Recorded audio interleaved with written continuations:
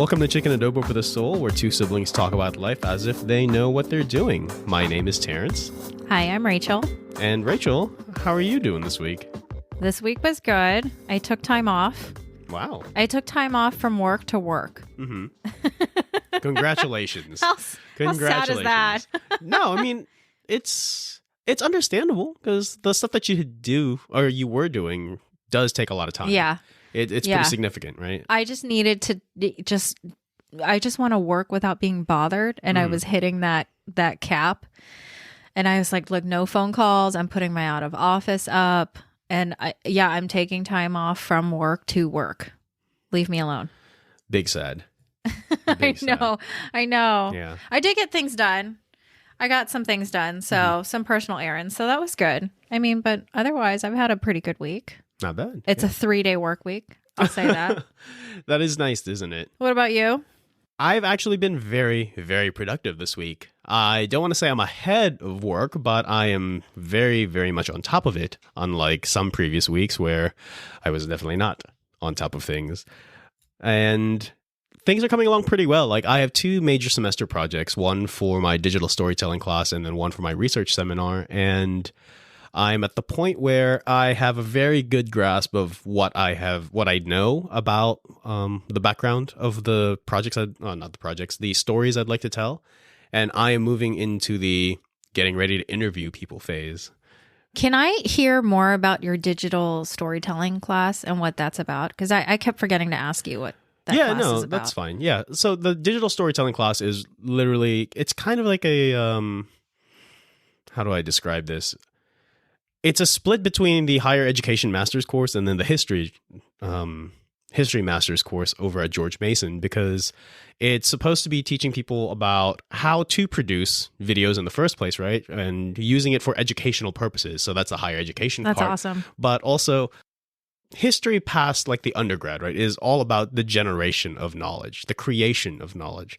And so this is a history related course because this plays into the public history aspect of the discipline, where we are educating the public about this is what had happened in the past. This is why this particular monument, this particular battlefield, this place, this event matters to us today, right? People need to know. And an very easy way to transmit that kind of information is through video, right? Yeah, people learn a lot from those, 7-second vines back in the day, right? Mm-hmm. Or whatever TikToks we have these days, those mind hacks or life hacks, where people's minds are blown. Yeah. There's a lot you can convey in a very, very short amount of time in video. And let's say a 10-minute mini documentary, which is what I'm working on, can say even more. I love that. And I wish I just the meshing of technology and history, or in my case, literature. Mm-hmm. I only experienced maybe 1% of that when I was in school. I love the entire English department, but I wish I had experienced more with that, because technology is all around us. It's developing, and I wish I had learned more on how to incorporate that into the classroom and into learning. I had to read a snippet of Alexander Pope, which is so hard. And That's then what she said? Yes, that's what she said. Mm-hmm. And then you have to record it and then send it off, so that way you're essentially on some website just as a digital reading. And I wish that I had done more. But that's awesome. Sounds like an awesome class. Yeah. So what are you going to focus on? My digital story is going to be about the Filipino American, or just the Filipino experience in the Navy, period, right? Because the short and sweet of it is that the Filipinos have been in the Navy for a pretty long-ish time, ever since the Americans showed up really in the U.S. and established a foothold there and had the big naval base at Subic Bay, right? They've been enlisting Filipino nationals to serve as stewards and other such non-technical ratings, right? The jobs that Filipinos could hold back in those days fell along very racialized lines, just like how blacks and Hispanics and Latinos can only be in like supply or cook or make beds, those kinds of things. Something not very glamorous, something not very technical. Same thing for the Filipinos. Like, you can only cook, you can only serve coffee, I guess, right? You can only do people's laundry. That's it. But fast forward to today, we're kind of everywhere, right? We've got a Filipino commanding an aircraft carrier. We've got Filipino admirals. I think there was a admiral who was the head of the White House medical staff. Pretty dope. Yeah, but that's going to be my video. It's going to be a very, very interview-based kind of narrative where I'm asking Filipino Americans now and then the Filipino Americans who maybe in the like 50s, I think. The ones I have lined up are, later 50s, who were around and serving. I think that's maybe the oh God, I don't know. I can't do math. Oh, yeah. Destroying stereotypes, one episode at a time. I can't do math. Oh, my God. But anyway, that's the point. I'll just tell people or to show people that even though Asians make up less than 5% of the active duty military, right, there are a lot of unique and a lot of very interesting stories to be told here, too, that don't make it into the public eye. Right? A lot of the movies and a lot of the TV shows, the publicized kind of stuff that you see in Hollywood or Netflix, really, whatever, right, is very centered on soldiers, Marines, the guys on the ground with the guns who look super cool and tactical, but nobody talks about the guys who are just floating around in a metal box for very cool an awful amount of time. Very cool. Yeah. Very cool. Yeah, I can actually like see myself doing this as it's kind of a job someday. That'd be kind of cool. Yeah. To do, right? Yeah. I mean, I don't know if it's like I'd say a dream job, but I think it's a lot of fun. It's pretty rewarding personally. And I don't know. Have you kind of thought about other things that might be a dream job for yourself? Oh God, which is the hot topic LOL. Of this week's episode, right? Yeah. You know, I think about my dream job all the time. I mean, yeah, because it's something you're doing every day, right? Yeah. Last episode, I have I said that I'm in property management. I work Monday to Friday, sometimes the weekends in this case, 9 to 5 or longer. Just your general routine job. Nothing really exciting. I'm happy to do it. I'm giving the job 1,000% of my work ethic, and that is true to the nature. That's my honest to God work ethic, and I have no problem doing that. But man, what is my dream job? Yeah. Heavy question, right? Ooh.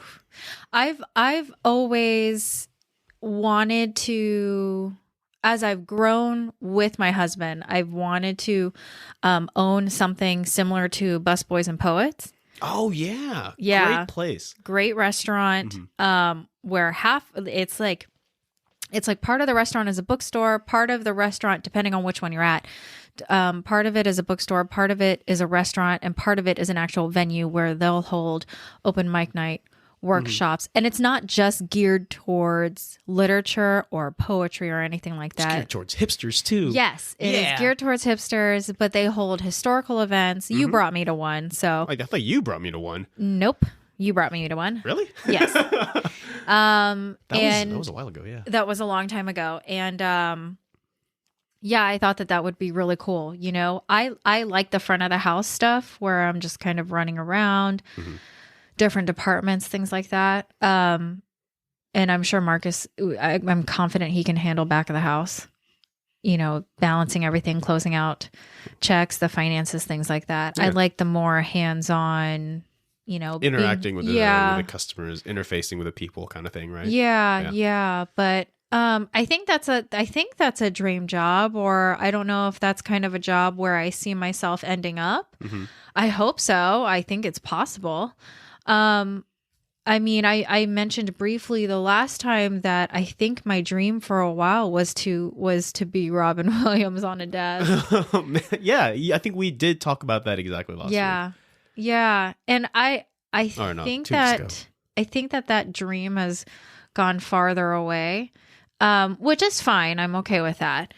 But is it farther away because it's you realize it's something impossible, or is it farther away because of logistics, or is it farther away because you've changed? What made it go farther away? I think a healthy balance of all of that. Okay. I think over the years I've changed. I have a lot of teacher friends. And even though I haven't actually taught myself and I didn't have the opportunity to do it, now is a different world. It's different. There's a pandemic. Teaching is different.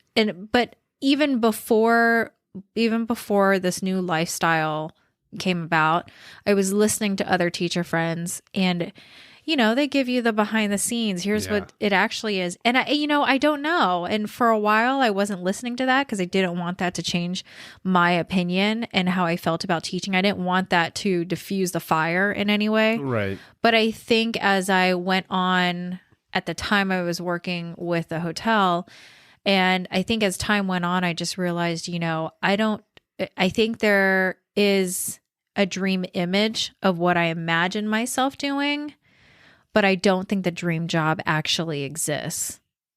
Because it's such a moving target. It is. Mm-hmm. It is. I think that you're going to make your job the dream job. Right. As corny as that sounds. I think I 100% agree because we are constantly changing. We are constantly in the state of flux where the wants and the passions and the drives that we have today are definitely not going to be the same even 5 years from now, for example, right? I don't know, 5 years ago, what the hell was I doing? I was dreaming about wanting to be this super tactical, officer at sea and engaging the enemy and doing all sorts of tactical things and looking at radar screens and plotting out where the ship's supposed to go, right? Fast forward to today, it's that desire is still kind of there, but at the same time, it's that aspiration, that ideal has hit some level of reality where that's not always the case, right? And that's not always going to happen. And then when it does happen, there's a lot of other things that come along packaged with it. Mm-hmm. And it's not the perfect situation, not really the dream job that you have always dreamed of. And it's a little heartbreaking, but at the same time, I still I still like it. I have to share my favorite memory of us because it makes me laugh every time. Now that you say that, you had a dream of taking a tactical position. Oh my God, no! Is this the battleship? Yeah. Oh my God. So I don't know if you all have seen the movie Battleship. God, what, 10 years ago? Maybe less 2012. I didn't just recently look this up. It's fine. Yeah, so the movie Battleship, and this was probably right after you enlisted, maybe a year into it. It's a couple of years into my enlistment. I had come back from my first deployment, yeah. And I think we're just hanging out in the basement, and we're watching the movie or something like that, and somebody had asked you, so what do you do now that you're in the Navy? And I'm watching this movie. I'm just going to paint this picture. So I'm watching this movie. You're sitting behind me on the couch. I'm sitting on the floor watching the movie. Somebody asks you, so what is it that you do? And I'm not even realizing what's on the screen because then you say, I do that.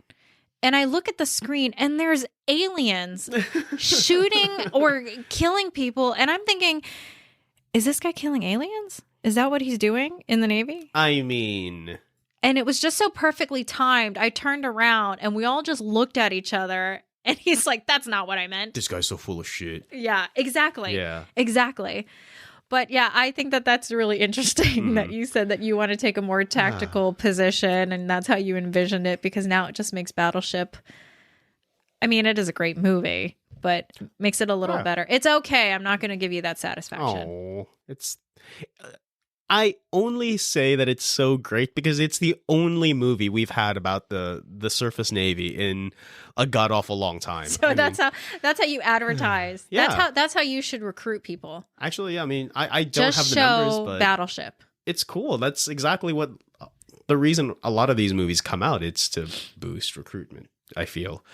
But I do have to say this now, though. It's that yes, I am in the world's finest Navy, cough, cough, trademark, copyright, whatever slogan. But the opinions that I express on this show are entirely my own, right? And do not reflect the United States Navy in any way, shape, or form. This is entirely mine, and I'm not speaking for that organization. So please don't misconstrue. That all said. Disclaimers, yay. Oh, man. No, my dream job, I think... It's important to define that a dream job should be founded on passion, right? And as much as you would like to be, in front of a storefront like Busboys and Poets, for example, right? All I know is that I have a passion to give, to serve, to serve. I guess that's the very bottom line, and to give. And Like one of my resolutions this year is to give more. And so I've been regularly donating blood and volunteering for random things here and there. But I can't really pin down what kind of dream job I would have, because there is, I've read articles about what a millennial dream job might look like. And of course, it's got this checklist of things that say, like, it has to be something that serves a social good. It has to be something that respects a work-life balance. We are so needy. Yeah, I know, right? Oh, what else are millennials going to ruin next? We are so needy. Oh, my goodness. But nonetheless, I think these are all, what do you call it? Requirements or stipulations or things that people are looking for in general. They might not vocalize it in the same exact way, but everyone is looking for something that means something, right? Even if it's someone who grew up in the Depression who is working 19 hours a day to put some bread on the table, right? That job meant something. That job meant survival for their family in very tough times. We don't live in super tough times these days, right? We had like a stupid amount of dinner last night that could feed probably 3 families. Mm-hmm. We're past that point where we don't need to worry about that base need. We can think of higher needs along, like whatever that triangle is, Maslow's or something, right? But yeah, for me, that pinnacle of that triangle is passion and the passion to serve. So I don't know what my dream job is going to look like, but that's what I would need to have. I've been with Marcus for 500 years already. And she's not lying. And when I guess I'll backtrack. I was raised, I'm the oldest, well, John is the oldest sibling, but I am the oldest sibling of the sisters. Mm-hmm. And I was raised to answer the question of, what do you want to be when you grow up? And I spent a lot of time with my grandparents, who are old country Filipino, traditional. So there is a pressure to answer that question. My first thought was, I want to be an interior designer. Oh, man. I know. And I thought, oh, wait, it gets worse. What did everybody think when you said that? I didn't. Oh, good. But then I stupidly said later that I wanted to be a writer. And I don't know why I said that. Oh. My Asian Americans are like, why did you open your mouth? Yeah. Yeah. So I said that. It took maybe 2 semesters to have my Lola understand, like, look, this is what I want to be. And it was, I almost cried when she said, you have to do what makes you happy. Yeah. Because it's so much time had passed. Man, that is so heavy. I know. Yeah. My Asian Americans who are listening, that means a lot. Yeah. That means a whole hell of a lot. And for those who don't, there's this massive expectation in Asian American culture for you to grow up and be like a doctor, an engineer, a lawyer. But you know what was so funny is no one ever said you have to do that. So it wasn't, I did not grow up with that with that much pressure, so to say, but you have to answer that question. Yeah. So back when I started dating Marcus in 10,000 BC was when I met him, and you're having that kind of coffee table conversation. I said, well, what do you want to be when you grow up? And he said, I don't care, as long as I'm happy, as long as I have the funds to live a comfortable life. Yes. Mind blown. I have never heard that before. Yeah, that's never ever heard that before. And it's very interesting. It's very, very interesting. I don't think that I should not be a doctor. I'll tell you that. Why not? I mean, just for a number of reasons. But, doctor, lawyer, IT, accountant, all of that, I don't know what I would have, answered, but it was such a struggle to try and answer that question. Yeah. And as a kid, that's a lot of pressure to put on them. Yeah. I feel like it is, right? Because I try, now that I'm, getting on ahead in years, I try to think of it from their point of view too, right? Where the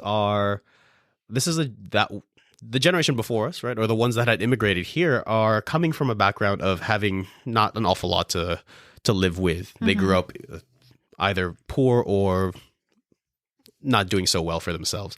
And so they don't want their kids to go through the same, right? And when they come here to this country and they see lawyers and doctors and engineers and all They these. need to know. They see that, oh man, that guy's got hella money. That guy's like driving a really nice Mercedes or BMW, whatever. I want my kid to have that. I don't want my kid to walk uphill to school twice a day in the snow. Oh, no, in the snow, whatever. but also in the heat. Yeah, in the rain, It's while like, there's a tornado a mile away. yeah, it's like black ice falling from the sky, flash freeze. I don't know. Like, I'm from California. I don't have any of that. Just put it all together. I just had earthquakes. Oh, throw the earthquake in there. Yeah. Oh man. And so when they come here and they want us to not struggle, I think the only way that they see it in their minds is you have to make a lot of money, Yeah. right? And it's a purely material kind of perspective, a purely material place to come from, Yeah. instead of what we now realize is there's more to it than that too. And I will say, though, when I did tell my grandparents I wanted to be a teacher, and when I told my parents I wanted to be a teacher, they were very kind about it. But you could tell looking back on it. And the reason why I say that they were kind about it is because I don't think it was, they never blatantly said, well, they don't make a lot of money. Oh, yeah. They never said that. It's suggested, or it's very heavily implied. Yeah, it's in. And after the 2 semesters of trying to convince Lola, like, this is what I want to do, it meant a lot. And I think that kind of stuck with me. But yeah, it is really, that's what I grew up. I needed to answer that question. Yeah. And when I met Marcus, when I met this other person who comes from the same culture and the same background, and he gave that answer, I'm thinking, wow. Wildly different. I am marrying this guy.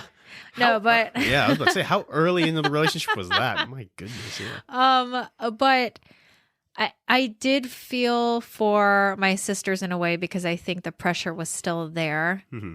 However, I think it decreased. And of course, I've already, the first child's your guinea pig. Yeah, so you've taken the brunt of the beating already. Yeah, and I'm over here like, well, why didn't you ask them that question? Mm-hmm. Why don't you treat them like that? But, I think that my sisters have handled it very well. They grew up to be wonderful people. Mm-hmm. This is the only compliment I'm giving them. Yeah. By the way. Oh, that's okay. I don't give them any at all. So. I know, siblings, right? Wow. Yeah, we're the best. But yeah, I mean, what about you? What did you want to be? What did you say then? When you're in elementary school, what do you want to be when you grow up? What did you say? So I had grown up in the Philippines, right? And this should be good. Yeah, it's gonna be a fun time. The Asian Americans' ears just perked up real high. Yeah, I mean, like we talked about in the last episode, I immigrated to the United States when I was 12. So everything up to then, I was bouncing around Asia, like New Zealand, Australia, the Philippines. But most of my like conscious kind of childhood, yeah, like I knew I was playing in the street kind of thing, peeing in the street kind of thing. That was in the Philippines. You're such a boy. First off, you're such a boy. Like writing my name on the street anyway, that was in the Philippines, right? So, I don't know. I think I was like 8 or 9, maybe. We bought our first computer, and I was instantly hooked. It was a lot of fun. It was cool. I felt like this is an incredible tool for fun games in general, right? But also just. This is back in the days of MS-DOS. I don't know if you know what that is, but it's a black screen where you have to type every single command. And I knew that stuff inside and out. I don't anymore, sadly, but I felt very empowered doing it. And so I figured I'm going to do something with my life that's computer related. And sure enough, fast forward 30 years, I'm still playing World of Warcraft every night. Anyway, when I did come to the United States and I did start going to college, I had fully intended to work on computer science or something along those lines. But then reality hits, right? And of course, I'm pretty awful at math. I couldn't cut mustard, really. I couldn't get past undergrad calculus, and it was just a shame. So I realized I needed to shift gears, and sure enough, I enjoyed writing a lot more. I enjoyed reading a lot more, and that steered me towards history, right? And that's where I am now. And when family found out that I was definitely not going to be in computer science anymore, and I was going to go do history instead, and they're like, "Why? What are you going to do with that?" And it's not. It hurts, doesn't it? It does. It's so. It makes you feel invalidated, right? That you are throwing your life away is kind of the the sentiment that I was getting. But at the same time, it's like, okay, all right, I guess that's going to be okay. You're going to teach. Like, well, damn. Thanks. So there's other things I could do, yes, but if that's all you think I'm going to end up doing with my life, sure, let it be. And this was a weird time in my life where I was thinking that I'm going to go be an independent and live on my own and like F these people, leave them all behind. I'm going to pursue my own dreams and goals and whatnot. But that's another story for another day. With a constant fear of not living in a box and you just want to prove them wrong. Yeah, exactly. Yeah. I don't know. I don't think that's a purely like Asian thing. It's a very American thing. Interesting. Yeah. Do you think that your answer of the big question, what do you want to be when you grow up? Do you think that that's changed over the years? I mean, I think for me, I wanted writing and literature to be part of my life. And then it wasn't until, senior year in high school and you start thinking, I'll say that it wasn't until senior year in high school that I thought about being an interior designer. Mm-hmm. And I think by then I was just kind of rearranging things at the restaurant where I was a hostess at. And I thought, this is a lot of fun. Maybe this is what I want to do. So I had that light bulb moment. And then I realized how much I loved writing and I thought about doing both. And then I thought, no. And then it only got worse because then I'll backtrack. So I have to correct myself. At first I thought interior designing, and then I thought poet/writer. And then when family kept saying, get into the medical field. Oh man, here we go. I thought, how stereotypical. How about a reflexologist or a massage therapist? Which is okay, nowhere Phoebe. in there. I know. And, and now I think that's when I landed on teaching. Mm-hmm. But has your answer changed at all? I don't think so. No, because, well, I knew I wanted to be in history. I knew that's what I wanted to study. But then I also knew that the job market for it wasn't really the best. But then I kind of landed on very early that I wanted to be able to have a forum where I could speak. And, oh, hey, look, we have a podcast now. But at the same time, I wanted to be in front of people, in front of a crowd, in front of an audience. And I enjoy that kind of that energy that a crowd gives, and then the interaction between a presenter and the people with whom he's teaching, or not, speaking in front of.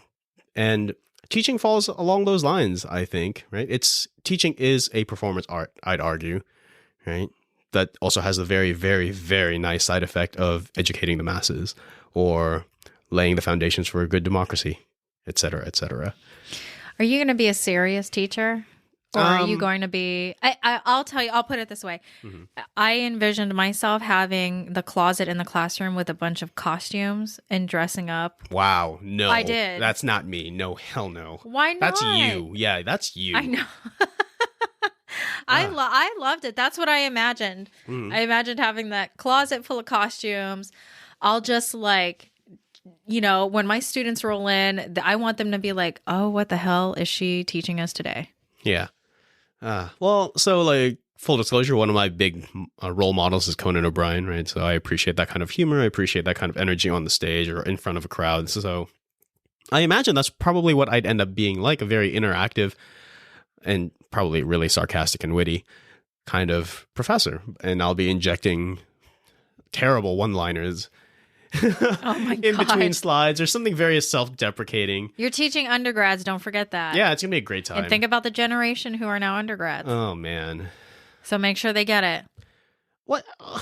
Make sure they understand it. That's all I'm saying. I know what's hip. I'm lit. Okay, when you say That's that you know what's hip. Oh man, yeah. You give yourself away. I'm so You've just aged yourself. My eyebrows are on fleek and things. I know these things. Yeah. I hope that I want to be a good blend of the high school teachers that I had. Mm-hmm. I loved them. And I still do love them. I'm friends with them on Facebook. I keep an eye on them. That sounded creepy. Not in that way. Yeah, but I do. I check them. I check them out on Facebook. I like God. Knowing that they're friends. It's not helping. I know. I'm going to stop right there. All right. I do miss them. Let's shift gears. Yes. And discuss how we're actually doing in the present. How are you? I'm okay. No. I mean, like, professionally speaking, career-ish wise, like, what are we doing now? What have we done to get where we are, or how are we doing as far along in our careers, right? Because there's a general understanding that, you know, in my case, I'm mid-30s. Oh, God, 34. It's not mid-30s, is it? It is. Whatever. God, it's rude. By your mid-30s, you're kind of already well into your career, or, you know, you should have found some level of some stride to it, right? Sure. And yeah. You are definitely not at mid-30s, but you're getting it figured out. Still 29, baby. Whatever. Get out. Yeah. How are you faring? Oof. It's almost like asking me, how are you? I'm good. Oh, yeah. Oh, I'm good. We can come. We'll wheel back to that. That's kind of fun. No, it's like I said earlier, and I appreciate who I work for. Mm-hmm. My immediate supervisor, I appreciate working for him a lot. And he, in the last year, has made it very comfortable for me to have open door conversations with him. And I did say to him, like, look, this is not my dream job, I'll be honest with you. And he has a good sense of humor. Oh, yeah. He has a good sense of humor to say, well, yeah, this is what I always wanted to be when I grew up. And I said, but you know what? I want you to know, like, I'm happy doing it. I have no issues doing this job. And same thing for when I was back at the hotel. In fact, I was okay with the backup plan of being at the hotel. I mean, man, I between two hotels, because they were right next to each other. I'd been there 9 years. Mm-hmm. Should have just made it to 10 because it sounds nicer. Yeah, low key. I wish you still were at the hotel. I know. Sorry, no discounts for you. I think I got like one. But did you fart? No. Oh, I thought I heard you fart. That was my chair. I'm not cutting this out. Cut it out. Okay.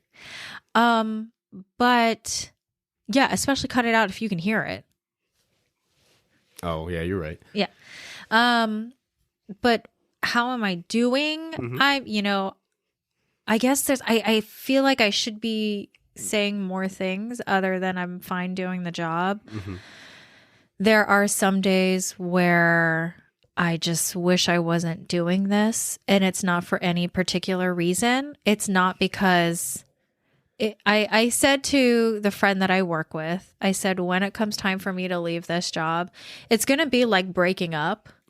That's painful. I'm going to say, it's not you, it's me. Oh, no. But that's the truth. Oh. That's the honest truth. I'm between the hotel and between the hotel and property management, I am doing the exact same thing. Mm-hmm. Only nobody's checking out. Oh yeah, they're all they there. Live there forever. They're stuck there. And I do love the people I interact with. I love the people I work with, but I am doing the exact same thing. And it's nice. I don't want to be one of those people. I'm not a money hungry person. I'll say that. Hell, I wanted to be a teacher. Yep. I do have things I need to think about because now that I own a house, now money is a factor, but not as much as I take pride in saying not as much as what everybody else, right. I'm happy not being a money hungry person. Mm-hmm. The job is nice. It's quiet. And I don't mind giving it 1,000% of my work ethic because that's just what I do naturally. But I am doing exactly the same thing. If something comes up where it's a different opportunity, or if something comes up, I'd be okay going back to hospitality. But yeah, I don't think that there is much that I could say to answer, how are you doing now with your job? Yeah. It's not my career. For some reason, I put weight on the word career. And this is just a job because it's a stepping stone. Yeah.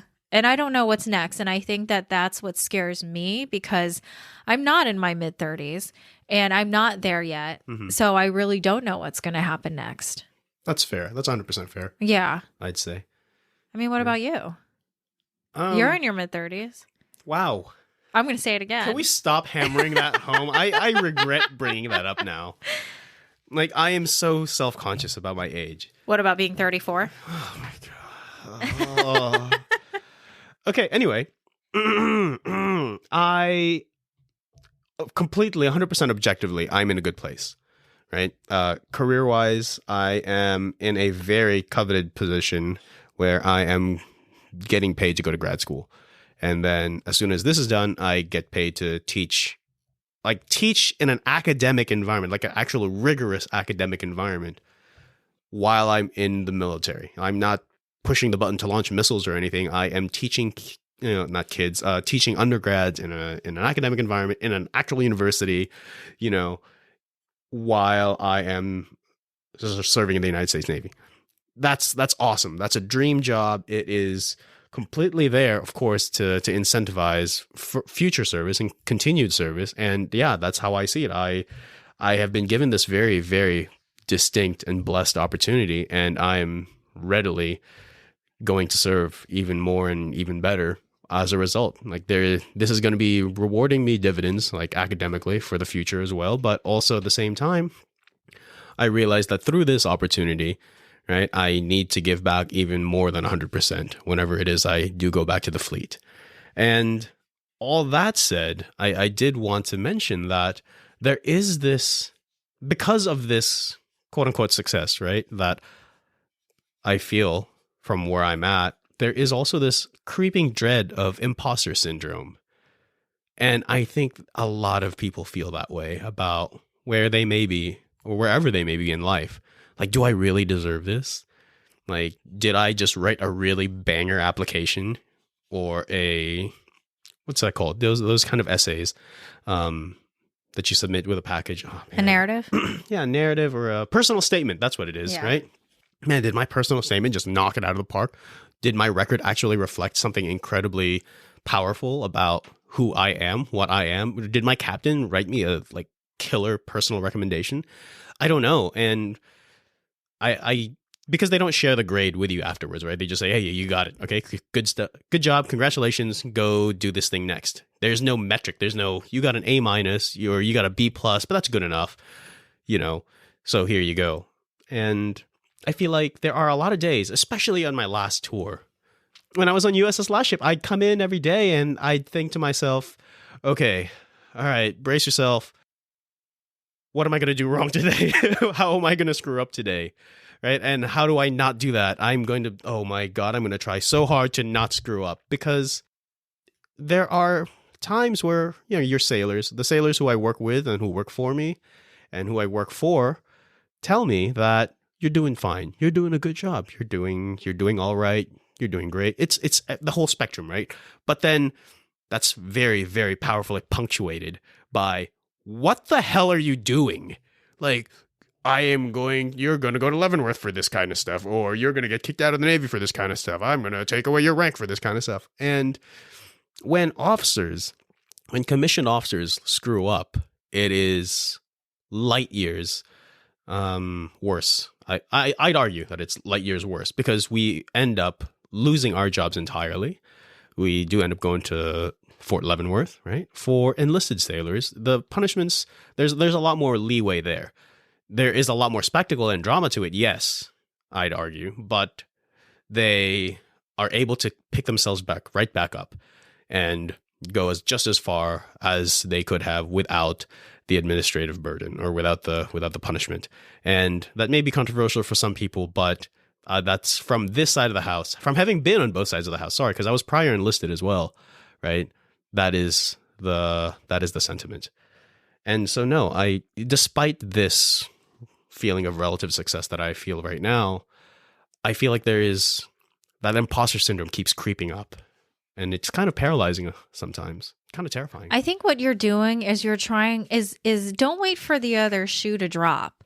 Don't, you've made it, because like I said, millennials career switch. We don't know what we want to do, but you and I having this age gap, you're at a different part already. Yeah. So don't think of it that way. Think of it as, you know what? I made it. Yeah. Don't think of it as this imposter syndrome, because that's what you're doing. You're waiting for the other shoe to drop. Oh, yes.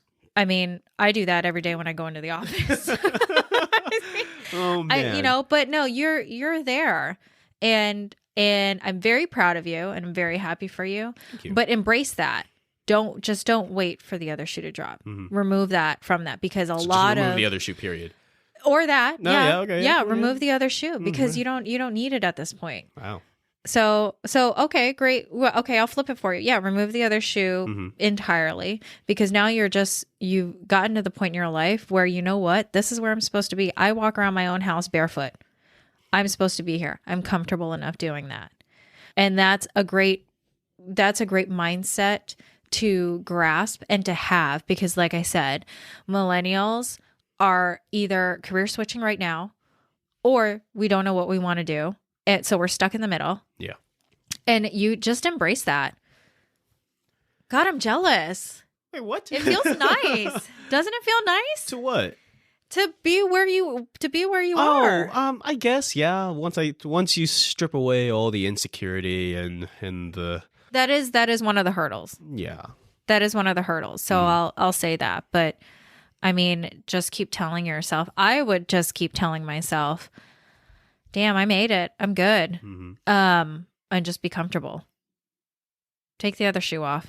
I mean, you know, even though I'm doing the exact same thing as I did at the hotel, when you're in one place for almost 10 years, then that's all you've ever known. When I switched to property management, God almighty, I thought I had so much anxiety it was going to fall out of my butt. Because oh my God. I know. And the friend that I Yeah. work with, it was a huge career switch for her. So I can't even imagine how she felt when she left. I mean, because she's got between 25 and 30 years in hospitality. And when That's a very long time. Yeah. So when she switched over, and there are little things that we joke about, like, you know, in the hotel, a guest needed us to get back to them in 30 seconds or less. Of course. And even if we did get back to them in 30 seconds or less, they were not grateful. They were not thankful. And here, it may take a day or two. And they're like, well, thank you so much for the prompt response. I'm like, what? This is definitely not That prompt. was so long. Yeah. I'm sorry for the delay. No, Don't apologize. You did great. Embrace the time shift. Who are Embrace you the talking shifted to? expectations. Yeah. But for me, I think even though this is not my career, there's still that career switch anxiety. And you don't have that anymore. And you embrace that. Yeah. I know it's hard. Because now you have to get over the hurdle and climb out of the anxiety hole. And that's I can only imagine, and I know that that's a whole other hurdle of its own. But I mean, you're there. Yeah. You get to say that what most millennials and people our age are not quite saying. Yeah. And that's important. And I think that also a lot of this has to do with the fact that the military is very friendly as far as making it a career goes, right? You sign on and you are there for maybe 4 or 5 years, 6 years, depending on what kind of specialty you're supposed to be in, right? If you're like, oh man, how do I say this? If you are not doing something very technically related, you maybe end up with a shorter enlistment or shorter contract than someone who's fixing radars, right? That guy's in there for 8+ years. If you're in the nuclear field, that's even longer. Anyway, the point is that the kind of that mid-career anxiety doesn't necessarily exist for a lot of the men and women, sailors, soldiers, airmen, Marines that are in the military, because the opportunity for just a long-term career is there. You just be good, keep your head down, do the work hard, of course, right? And you can reliably look at a 20-year or retiring at 38 from the military. They're going to beat you up real damn good, though. Not beat you up physically, but I mean, like it's going to take a toll on your body. It's going to take a toll on your personal life. You're already invested. Once you enlist, you're already invested into your career. You could be, but that's the thing. It gives you plenty of off ramps too. You could just do one term, or not term, one enlistment of 4 years, 5 years, 6 years, and then take your skills, say thanks to the government, and then move on with your life. A lot of my friends have done that, right? They've taken their GI Bills, got into their college degrees, and then are now successful running their own businesses. They're teaching, they're, in finance, right? It's a stepping stone, just like where you may be right now. And I think like looking into the future, right? Looking into the future, I think this is where I'm at. My path in the military is going to end sooner than some people's careers usually do. Like I'm going to be retiring, or I envision myself retiring from the military at 42. Right? People are usually, I mean, I don't want to say mid-career, but they're well into their careers also by then, and mine had just ended. So what am I going to do with the rest of my working life? I don't know. I've toyed around with a lot of ideas. I'd like to be maybe a diplomat. I'd like to teach at a community college level because I can lay down some roots. I don't have to write a ton of articles. I don't have to write books. Right. And I can stay home and raise a family. Like I could adopt kids finally if I don't end up getting married. And I also thought about getting into politics. Right.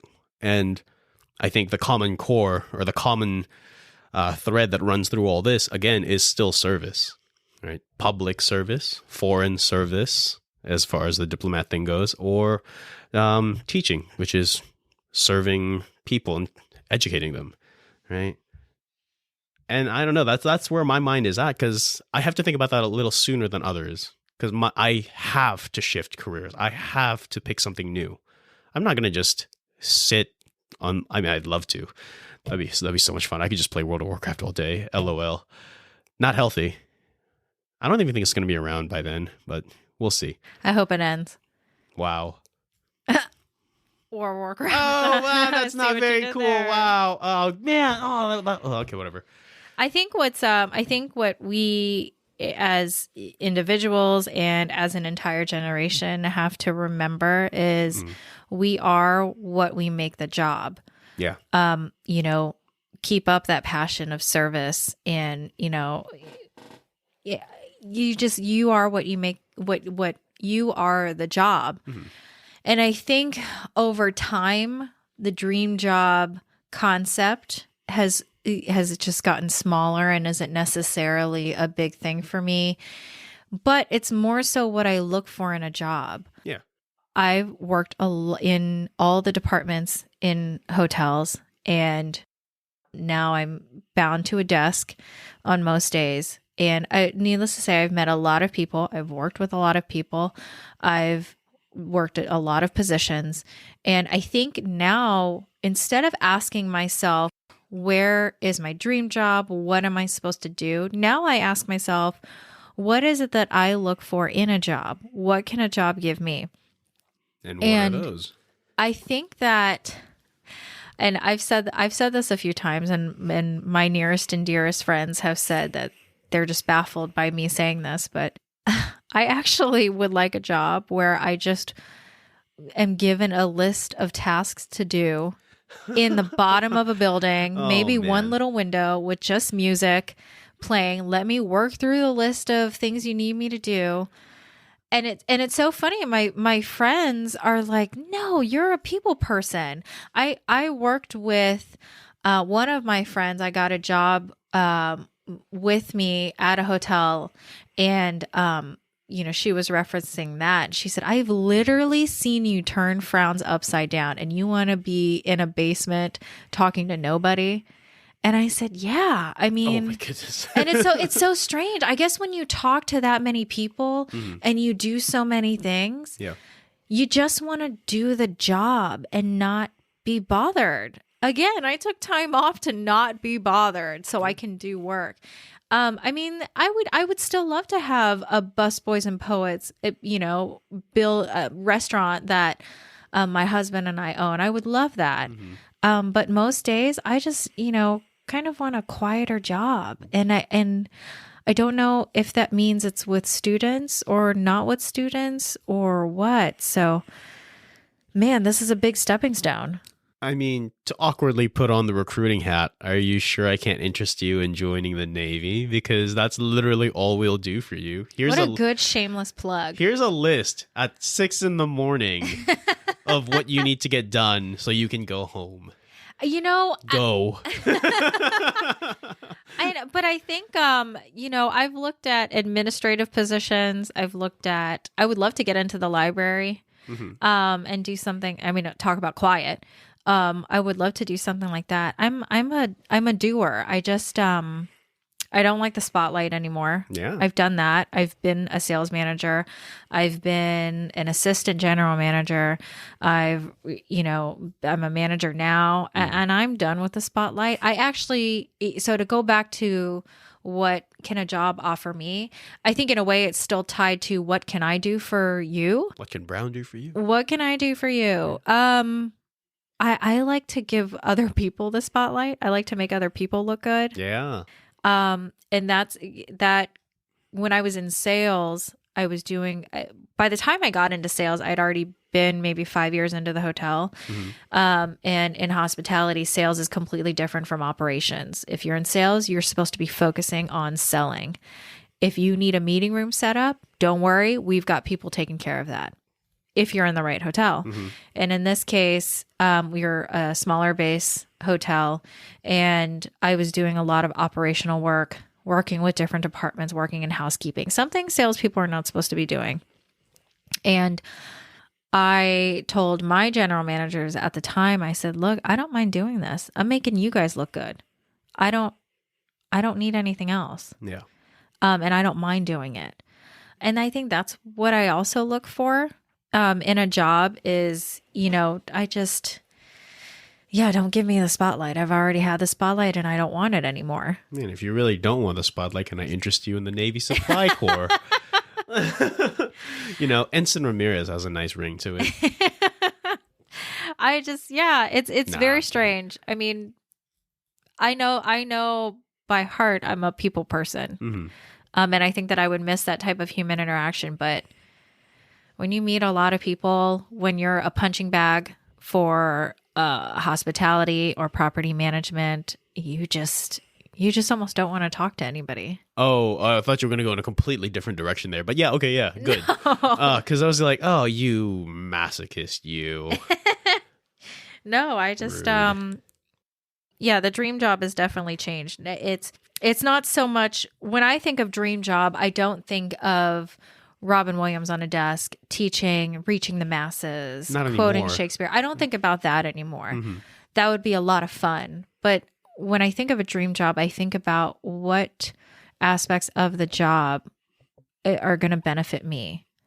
Now I have, Of course, it's got to be a two-way street, right? Yeah. And now I have a great, there's a great balance between work and personal life, which I've never, ever known before. And I'm still getting used to. Yeah. But yeah, I think in a way I'm a little sad that the dream job concept doesn't necessarily exist anymore. But I wouldn't say it doesn't exist anymore. It's a construct that you have to make for yourself, right? It's something that you have to keep selling yourself. Like I've chosen this job because I love it, and because I love it, it is my dream job. yeah, Right? Just like love is a choice. and I'm getting used to saying that to myself. I'm still learning. It's really I hard. can't even spell love, so yeah, it's in all aspects. Man, wow, that's sad. Do you wish you were doing something different? What's the most outrageous job? If you could pick, Oh man, if you could pick a whole other job.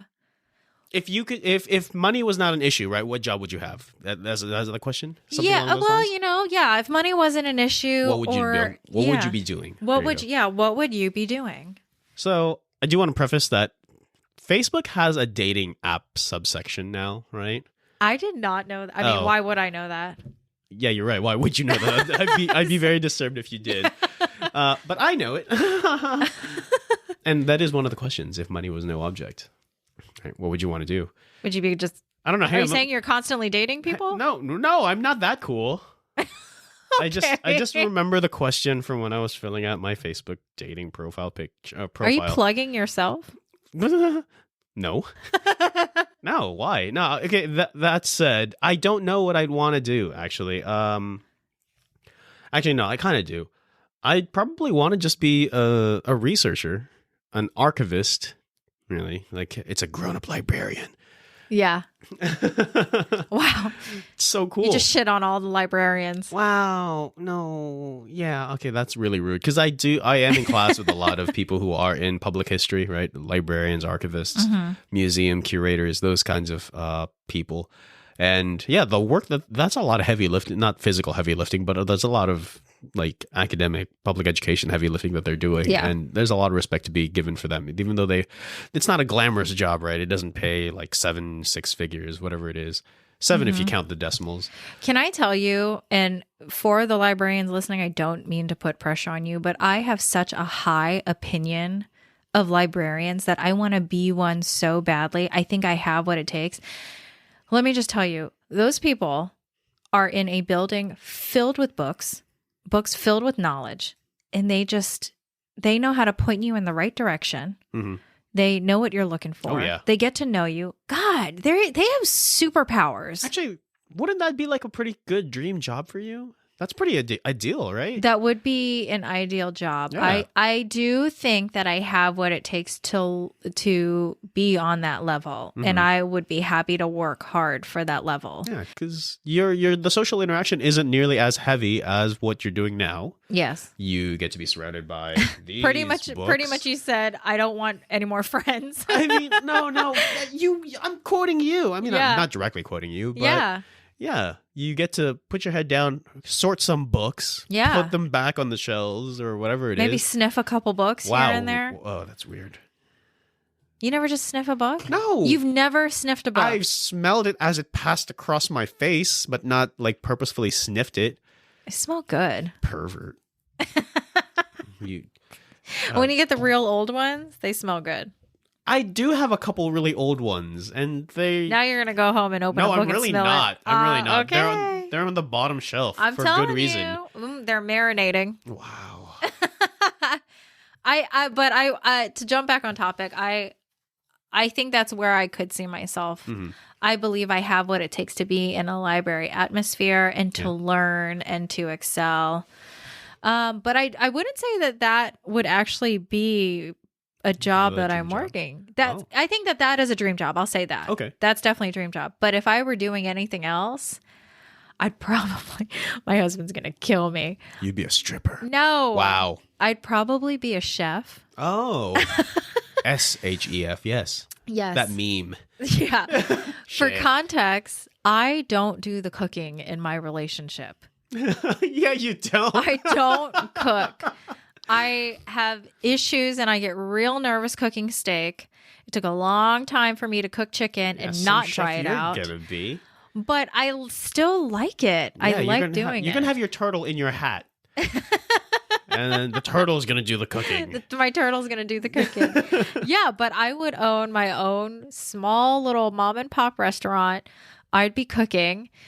Yeah, that's probably something that I would do. Not bad. Not bad. So, yeah, I mean, I guess the last question I'll ask you is, do you think you've grown up enough to answer the question of what you want to be? What do you want to be when you grow up? No. And I don't think I ever will. I'm going to be on my deathbed and still say, man, I can't wait to be actually like grown up or something. I can't wait to actually have this all figured out. Because by then, at the 11th hour, like just like you're cramming for a final or cramming for a midterm, you still don't know half the shit you're supposed to know. Yeah. You just kind of wing it and hope for the best. I wonder what it would be like to answer that question. I'm sure someone out there has got it figured out. Somebody not in our generation. Someone way wiser and way smarter than us. Probably has it figured out. They've got it figured out. Well, we want to thank you guys for listening to Chicken Adobo for the Soul. Thanks for bearing with us. And hopefully, you know how to answer what do you want to be when you grow up.